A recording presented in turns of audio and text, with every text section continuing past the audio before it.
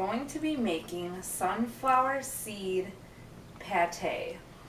Now this sunflower seed pate is super tasty, and it's an awesome, you can just eat it straight, put it on bread, or if you ever see, sometimes you see a lot of these, it is a raw recipe, it's vegan, and a lot of times you'll see these nori or sushi wraps in stores that are like raw vegan sushi, and this is the meat or filler that they put in for those nori rolls. So after we're done making this, if you want, you can get one of those square nori sheets, put a layer of this pate down, and then use any kind of sprouts or other veggies or sunflower. A lot of people use sunflower sprouts as well. Carrots. You can put all that in there, roll it up, and then you've got yourself a raw vegan sushi roll. So what you need, now this was 1.5 cups of sunflower seeds, but I let them soak for 6 hours, and they really take on a lot of water, so it turned into just a little bit over 2 cups. And then now in the summer, I just was at the farmer's market, so I was able to get a bunch of fresh cilantro. In the winter, I tend to make this pate using basil, dried basil. So you can use 1 tablespoon of dried basil if you'd like, or if you've got access to some fresh herbs like cilantro, that's another one you can use. And we're going to need salt, olive oil, parsley, some carrots, a clove of garlic, lemon juice, and we're gonna buzz it all together and have an absolutely fantastic pate. So I'll start off, first thing we're gonna do, we need to blend. This is very easy.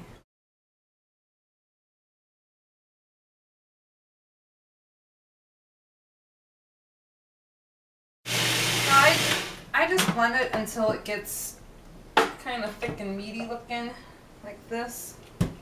And I'm gonna stop running out of room. I'm just gonna take that out. You don't have to clean your blender because it's all gonna go right back in there in a second. Next thing you're gonna do is take all the other ingredients we were talking about, like the cilantro, and don't bother taking. Some people will sit here and spend hours, they're taking all the cute little cilantro leaves off. Blend, all you have to do is blend everything. Blend the stalk, blend the cilantro leaf. The flavor is in all of it, and it tastes really good. I've got one of these lemoners. If you don't have one of these lemon juicer dealies, you may want to use more than 1 lemon. Fresh lemon juice is so delicious. So I'm going to put that in here. And then I'm also going to add a pretty heavy teaspoon of, I'm sorry, not a teaspoon, a 1/4 teaspoon of salt. And I'm going to put in a 1/4 cup of olive oil. Actually, that I'm not going to add just yet. That I'm going to, oh, that's all I had left. Time to go buy more. So that I'm going to get ready. Keep that out on the side. And then we'll have to add the garlic. You can just throw the whole garlic. Caution, caution. If you're not a garlic person, you might want to put in a little less. Or use the dry garlic. Some people can handle the dry garlic easier than the straight fresh garlic because it is pretty loud. And then we're also going to take these carrots and I'm going to grate them.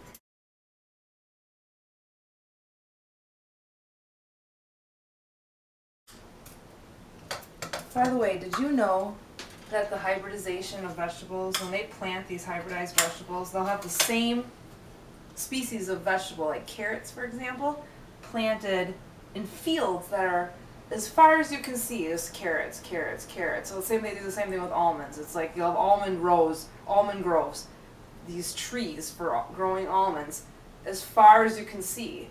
And there's obviously that's got issues with that because you're not getting a lot of diversity in the soil. You're not giving the insects that live in that area as well as the animals diversity to eat. It'd be like you eating carrots, only carrots, and that's all you get to eat. And they're even starting to wonder if the bee population, which is declining, has something to do with the heavy monocultures. So, just some reasons to try to choose and support CSAs and local veggie sources. It's probably better not just for you, but for the insects, the whole ecological web. So now I'm going to take these carrots, throw them in here too. So we've got the lemon, carrots, parsley. Parsley I don't really measure out, I just kind of take it, pour a wad of it in my hand. Oh, that's good. Good enough. You can always change it. It's not that strong of a flavor. But it does add a nice note after all this marinates. So now we're just going to buzz this up. Okay, so now you've ground down, as you can see, you've ground down your carrots, your cilantro, your lemon, salt, and parsley. And now what we're going to do is just add back, you might not add back all of the sunflower that you ground up, just some for now, because it'll eventually get stuck in here and then we can just mash it together later. But I'm going to actually, oh crikey. Oh, that was my, wow. Okay, I'm going to add, I'm going to be adding what's left of my olive oil, and I don't have any extra, no. So yeah, I'm going to try to MacGyver this here. Okay, that doesn't go in there. Yes, as you can see, I am a former scientist, the type that always had the mess in the laboratory. Actually, I'm not a former scientist. I'm still a scientist. I'm just not in the stereotypical role anymore. Okay, we're going to blend. And then what we're going to do is take it out and combine it in with this remainder here. So after you get this part blended in, if you want, you can add more olive oil because you probably won't be spilling it like I did, so it would blend better. But then you can just take this and kind of combine it through. No. So now we've got it all combined. The best thing to do at this point is to put it in the fridge and let it marinate. If you have some of the bigger blenders, you can actually add this whole thing into the blender. Mine's a little bit smaller, so I usually have to finish it off by hand. But you're going to get this awesome herb, sunflower. The flavors are amazing. Let me just see. Oh yeah.